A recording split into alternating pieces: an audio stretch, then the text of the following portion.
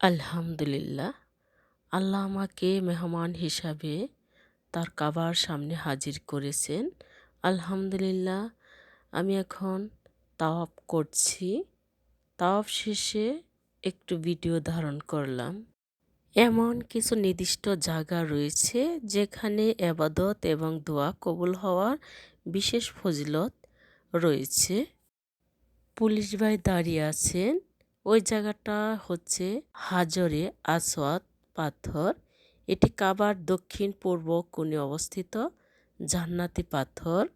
তাওয়াফ এখান থেকেই শুরু এবং শেষ করতে হয় এই পাথরের এখান থেকেই। নবী করিম সাল্লাল্লাহু আলাইহি ওয়াসাল্লাম এই পাথর চুম্বন করেছেন। মানুষের সমাগম বা ভিড় বেশি থাকলে স্পর্শ করা বা দূর থেকে ইশারায় চুম্বন করা সওয়াবের কাজ। হাদিস অনুযায়ী কিয়ামতের দিন এই পাথর তার চুম্বনকারীদের পক্ষে সাক্ষ্য দিবে। মূল জাম এই জায়গাটা হলো হাজরে আসওয়াদ এবং কাবা শরীফের দরজার মধ্যবর্তী অংশকে মুলতাজাম বলা হয়। এর ফজিলত আছে, এটি দোয়া কবুলের নিশ্চিত স্থান। রাসূল সাল্লাল্লাহু আলাইহি ওয়াসাল্লাম এখানে বুক ও মুখ লাগিয়ে দোয়া করতেন। সাহাবায়ে কেরামেরাও এখানে এসে আল্লাহর কাছে কান্নাকাটি করতেন।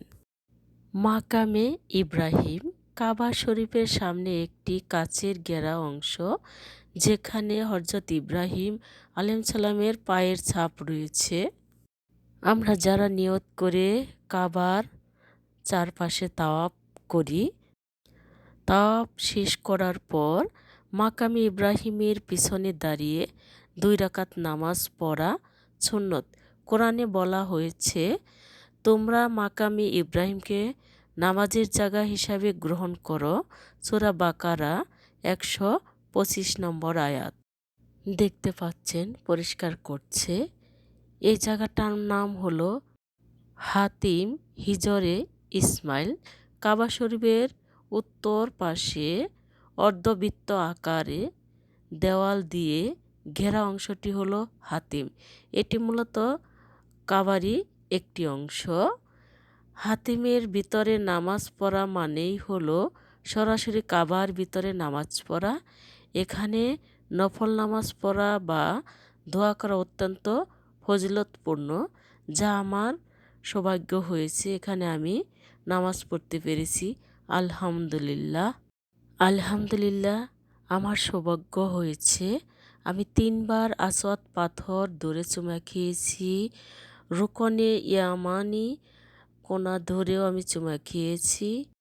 কাবা শরীফের দরজা একটি অত্যন্ত পবিত্র, আধ্যাত্মিক তাৎপর্যপূর্ণ।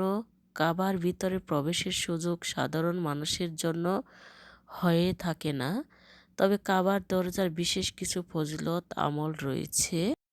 আল্লাহর রহমতের প্রবেশদ্বার। কাবার দরজাকে আল্লাহর ঘর বা বাইতুল্লাহর প্রবেশদ্বার হিসাবে গণ্য করা হয়।